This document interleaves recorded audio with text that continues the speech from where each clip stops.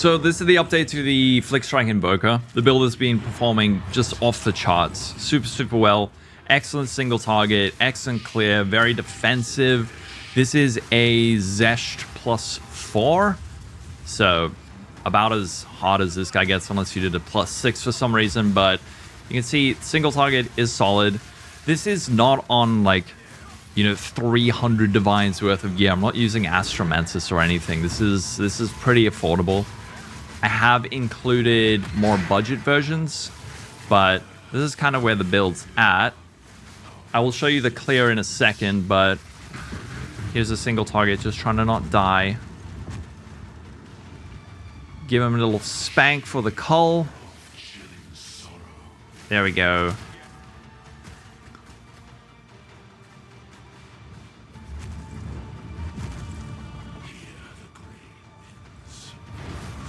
There we go. All right. So that's a Xesht +4. You can see over here there's monster level 82.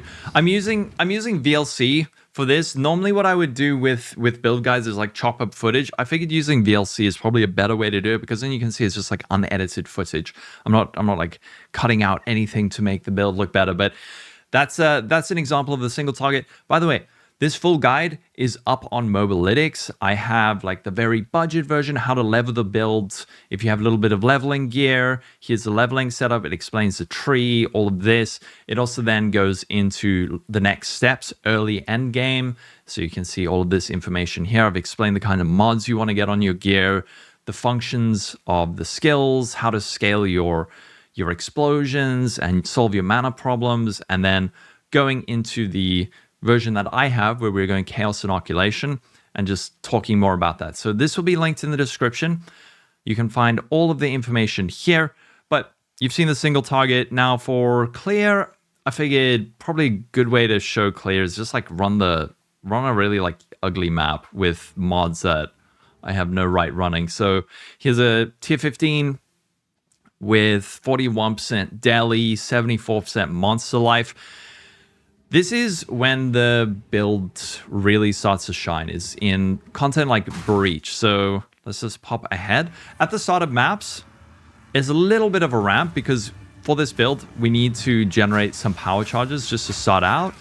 And then we use that for our charge stuff. All of this is explained in the guide. I've also done a previous version, the more budget version of this build, which I'll link in the description. But you can see like a little bit of a ramp up, building up our power charges. And then once it gets going, then we can start flickering. And like I said, this is 41% daily with, I think, 120% increased monster life. So, yeah. It still does absolutely fine.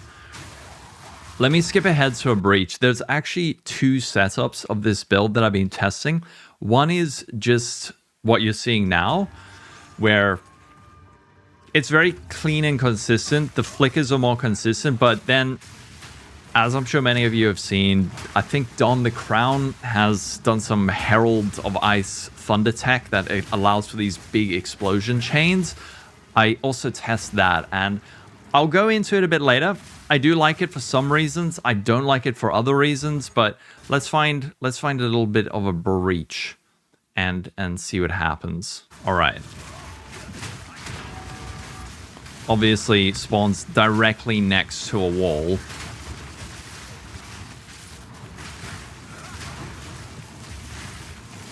And yeah, I ran this on stream yesterday, pretty much doing maps not this juicy, but went from level, I think, 93 to 94 without dying. So it's not only got good single target, good clear, it's also tanky.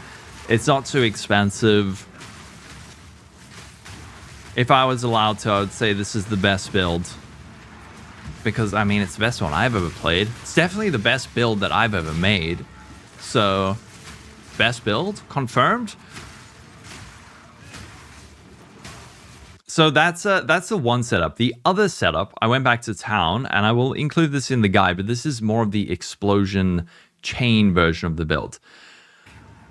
And you can see, same map, another Breach, and this is where you start getting those big explosions. Where it like chains throughout the different packs. And this is just a simple gem setup change. It's no like major setup change like with gear or anything. It's just swapping a few gems around and you can transform it from having more consistent flickers into this. And I'll explain the pros and cons of this. I will get into the damage, the defenses, the gear, all of that, but I know a million people are going to ask me about this, so here, this is how this version of the build performs. Full screen explosions, everything exploding off screen. I'm just going to hop into this. Before we go into damage, defenses, gear, let me just explain how this works, okay? So with Flicker Strike, the way it works is that it teleports from monster to monster. So if this is us, here we are, this is us. Let's say there's a pack of monsters here and here and here and here and here. If we Flicker Strike, it's gonna teleport to this monster, hit them a bunch, teleport to this pack, hit them, teleport here, hit them here, teleport here. Now, the explode setup, the problem with that is I'll hit this pack, and then an explosion chain will go like and kill all of these things. And then there's nothing to Flicker Strike to. So what happens is you kind of like teleport onto the first pack. There's this huge chain of explosions and you don't actually Flicker Strike. It does feel so satisfying though. So I keep flip-flopping between this explosion setup and just like the previous setup where the Flicker Strike is more consistent. It still does flicker decently though with this kind of setup. But so like I said, all the information is on Mobalytics. I also have a previous version where I go into some of the mechanics of the different skills. A lot of the gear is fairly similar. However, at this point, we have swapped over to Chaos Innoculation, which is just objectively better for a million different reasons. So this converts our full life pool. It makes it 1. It makes us immune to chaos damage. And then instead, what we're going to be doing is scaling energy shields instead, which is much easier to do because life has almost no percent multipliers and energy shield has 1,000,000% multipliers. So it's very easy to get to like this 3,000, 4,000. I could easily push this up to like 5,000 energy shields. However, I don't feel I need to. So big change, swapping into Chaos Innoculation on this version of the build. Let's go over the gear first. Going for on our gloves, resistances, flat damage. Something important to point out. Cold damage to attacks. Flat cold damage to attacks is important because we want to have some cold damage on our Flicker Strike. If we don't have any cold damage, we're not going to be able to freeze stuff. So we need to get some source of cold damage. You can get it on your gloves. You can get it on your rings. You can get it on your actual weapon. We are getting some from the passive tree over here. Gain 5% of damage is extra cold. Also over here, 10% of damage is extra cold. So look out for cold damage on your gloves. Same thing on your rings, resistances, rarity. I hate it, but rarity, I have rarity on all my gear, of course, because I want to find divine orbs just like everyone else. But resistances, flat damage to attacks. The other ring, very important. We need to get an unset ring. This is so that we can fit in an additional aura. So you need one ring that is just something like this, and then another ring that is an unset ring, looking for things like resistances, attributes, and on this base, unset ring. You do not need life because we're going ES on this version of the build. Boots, same thing. Movement speed, resistances, and then evasion and energy shield, most important, and rarity, of course, until that gets nerfed. Belt, resistances, mana, plus charms, if you can ever find that modifier, those are all good. On our helmet, we're going for energy shield and then crit chance. Crit chance is really good. Resistances, rarity. On your gloves, you can also get increased critical damage bonus, which is really good. You can also get plus levels of melee skills. That is good for damage. It is bad for your mana cost. So if you're going to go for plus level of all melee skills, it will increase your damage, but it's going to make the mana cost much, much higher. As for body armor, this is an important one. So we want to get high evasion rating and energy shield. Preferably around what I have. It doesn't have to be quite this high, but probably around 350 ES, 900 evasion rating, around that. And then as for suffixes, resistance, attributes, Amulet. Now, I was using Serpent's Egg. Serpent's Egg, I still love that amulet. I think it's not quite best in slot, but it's in terms of quality of life, it is best in slot. It just makes the build feel a million times smoother to play. However, because of rarity, I've instead opted for this, where it is a huge amount of energy shields. It's giving me a very, very nice chunk of energy shields and giving me critical hit chance and then rarity. So something like this. As for the Anoint, I keep flip-flopping on the Anoint. I've gone for Overwhelming Strike, which gives us crit hit chance, crit damage bonus, and stun buildup. You could also go for, I previously was using Tainted Strike. There's also crit chance and then magnitude of non-damaging ailments. You could also opt for something like Unerring Impact for the melee strike range. Someone yesterday said they went for Defiance because 80% increased armor and evasion rating when on low life. CI is currently bugged. It seems to be counting you as low life and full life simultaneously. That will be patched almost without a doubt. But if you want to take advantage of a free 80% evasion rating, you can anoint that. There's also stuff like Doomsayer down here. If you want to make your Herald explosion chains even bigger, you can go for something like Doomsayer. But none of these are overly expensive anoints. And if there's something that you feel is better, you can go for that. Now, I want to talk about our weapon. This is a big one because this was pointed out to me yesterday and it massively increased my damage. Preferably, for your prefixes, what you want are things like physical damage, increased physical damage, flat physical damage. And then, I mean, getting 3 high physical damage mods is going to be very expensive. So you can then get up for a third modifier like lightning damage or cold damage. Probably not fire damage, but preferably lightning or cold. The suffixes, however, this is very important. Getting crit chance and crit damage bonus is crucial. So even if it means that you have to have lower damage per second, it's better to rather get that and then also have the crit hit chance and crit damage bonus. And then these sockets, these are Soul Core of Tikaba. These give us in martial weapons plus 12% to critical damage bonus. This is ridiculously strong. This is not increased critical damage bonus. This is base critical damage bonus. So if we look at my crit bonus on my trait, it is 771%. If I go out, let me show you how high we can get this. This is like disgusting. You can't get crit bonus like this in PoE 1 even, but when I consume a charge, it goes up to 938%. So I'll explain how this scaling works.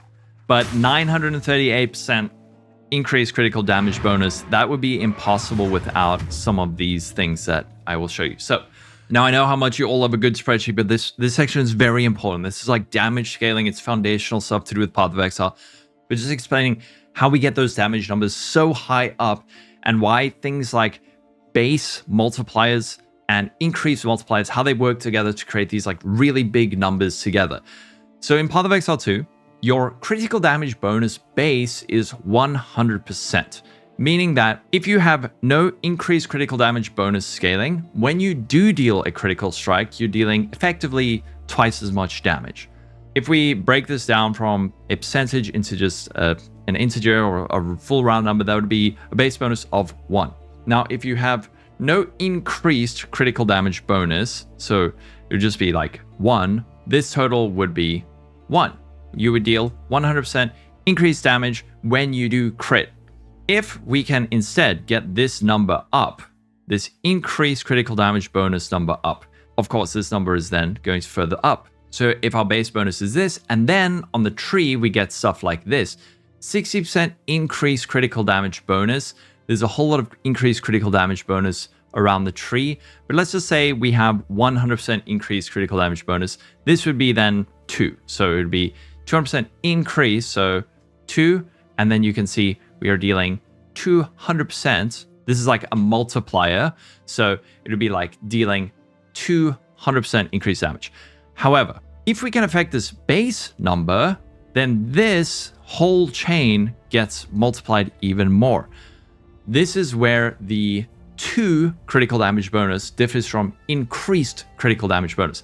So on this, you can see we have 36% 2 critical damage bonus and 23% 2 critical damage bonus. Combined, that's 59% to critical damage bonus. So in this case, we could have this, but multiplied by 1.59, and this number goes up. So all increases to critical damage bonus get further multiplied because we're affecting this base number. If we take this and let's say we get like 400% increase, just for an example, you can see now we're getting, this is multiplied. It's like how many times more damage. So it's like dealing sextuple damage on top of it. Then if we instead had the same number, but this was only 1, you see we're getting a lot more out of our critical damage bonus. So that is why these are so powerful. And this also applies to critical hit chance. So 2 critical hit chance, that is affecting the base critical hit chance of our weapon. On the foundation, this barrier quarterstaff has a critical hit chance of 10%. However, it has plus 4.36 to critical hit chance. You can now see at the top over here, it has 14.36 critical hit chance. That, similarly to how I just explained the critical damage bonus, then gets multiplied by all the increases to increase crit hit chance.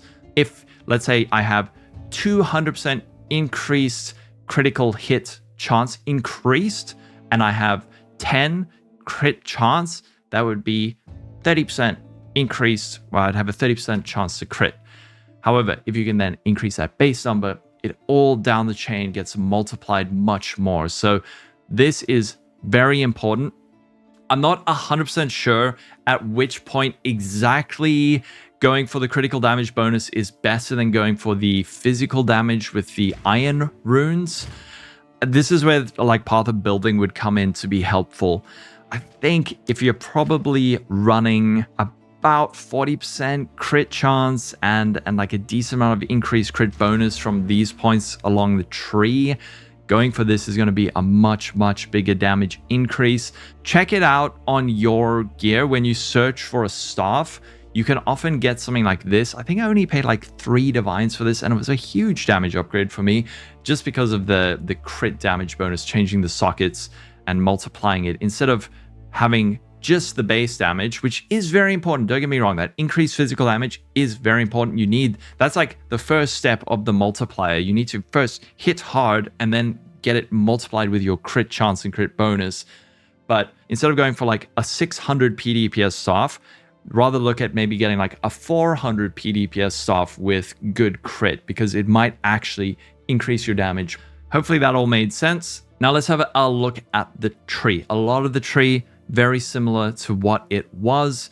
This is on Mobalytics. You can see I've gone crashing wave instead of flow state. I checked out Snube, so some credit to him for some of the decisions I made on this build, but crashing wave is good. No longer grabbing this lust for power. It's just a little bit too out of the way. We have enough power charges. We don't really need it. Then grabbing some evasion rating, energy shield with CI. So we want to scale our energy shield, getting some crit stuff, power charge stuff. This over here, Killer Instinct, 30% increased attack damage when on full life and 50% increased attack damage when on low life. Again, CI is bugged, counts us as both full life and low life simultaneously. So grab this while you can. It's just giving an obscene amount of damage right now. More crit stuff up here. Resonance to gain power charges instead of frenzy charges, which when combined with our combat frenzy, gain a frenzy charge when you freeze, electrocute, or pin. We're constantly freezing. We're getting frenzy charges, which are then converted into power charges, which we need for our charge staff and our Flicker Strike. I've explained all of this in the previous version, so I don't want to go on too much. Important, Eternal Youth. Life recovery from flasks applies to energy shield instead. This will mean that your life flask can actually recover your energy shield. Grabbing some more power charges here, some more crit stuff here, all of this. And then down here, Controlled Metamorphosis. This was in Path of Exile 1, but it was known as Thread of Hope. It was one of my favorite items. I did not know it was in Path of Exile 2 until I saw Snube's version of the build. It hits so many good things. We've got movement speed, evasion rating, down here, attack damage, chance to maim. I will allocate Unhindered This is 3% increased movement speed, 20% reduced slowing potency of debuffs on you. So things that slow you down can feel really bad. So grabbing this really helps with that. Bestial Skin, 100% increased evasion from equipped body armor. This is like 1,000. So getting a lot there. Proficiency for 25 dex, and then Falcon Technique. As for this Against the Darkness, don't worry about this. Currently searching for these is an absolute nightmare. It is horrible, horrible, horrible. It does add a nice chunk of damage, but I wouldn't say it is mandatory at all. I paid about 4 divines for this, so don't worry about this for now. However, what you can use instead are just jewels, sort of like this. So jewels with increased max energy shield, increased critical damage bonus. Remember how important that modifier is from what I explained. Recover mana on kill is great. Increased elemental damage is all nice. Over here, similar things, elemental damage, and I think we have another one up here. Cold damage, max energy shield, crit damage bonus. You can also go for ones, the emeralds that have evasion rating and crit chance. Those are all excellent. One important modifier that you should really look out for on these jewels is this modifier over here. The bottom one, gain 6% of maximum energy shield as additional stun threshold. You may notice that when you're playing, you feel like you're getting stunned a lot more once you go CI. This can really assist with that, especially if you get 2 with 10% of this modifier. So keep a lookout for this. Something like this is really nice. Or what you could do is even anoint something like Dampening Shield to get the 12% max ES as additional stun threshold. This, if you feel like you're getting stunned, there's a solution for you. But the rest of the tree, grabbing Chaos Inoculation over here, and then more crit stuff over here. Thin Ice, 20% increased freeze buildup, 50% increased damage with hits against frozen enemies. So when you do freeze stuff, you hit it harder. Up here, just grabbing some more ES and 25%, 25 int, not percent. And then this over here, I was really struggling with freezes and chills. I saw Snube was using this. It just pretty much solves it. So Slippery Ice, 25% reduced effective chill, and Icebreaker, 100% of max ES as additional freeze threshold. This will mean that you're getting frozen and chilled far less often. The Ascendancy is very similar. I'm the Blizzard, gain 10% damage as extra cold damage, help us with our freeze consistency.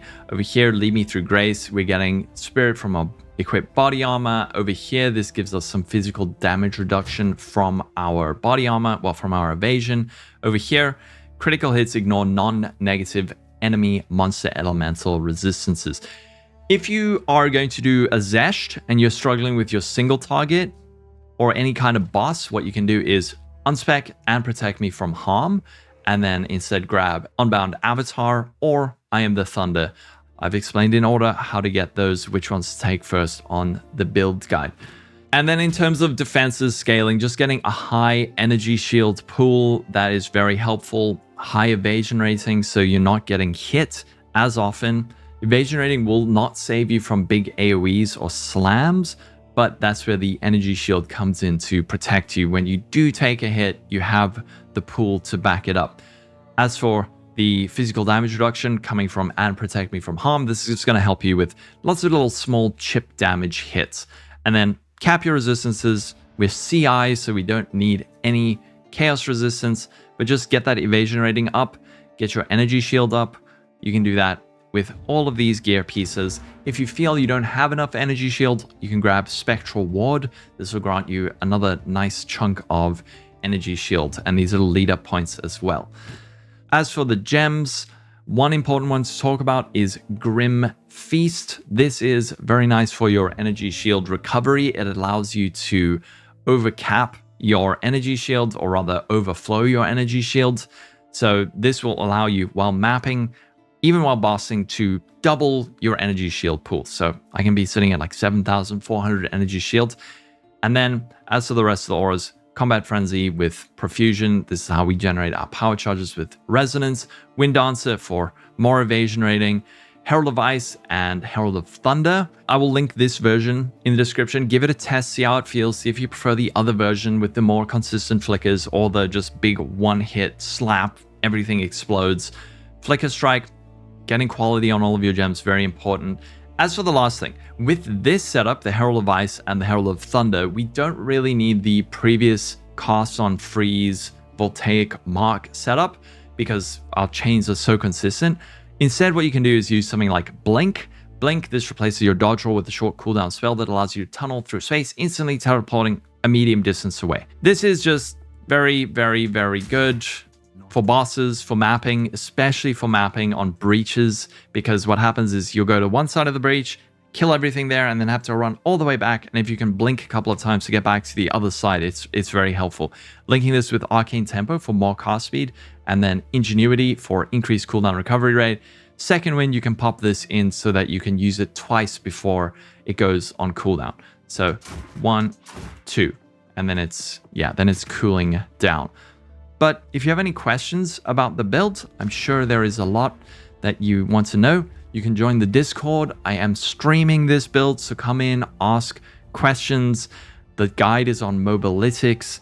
All the information is there. You can also join the Discord and ask questions in the Discord. But I think that's going to be it. This has been very long, but the build is super, super good.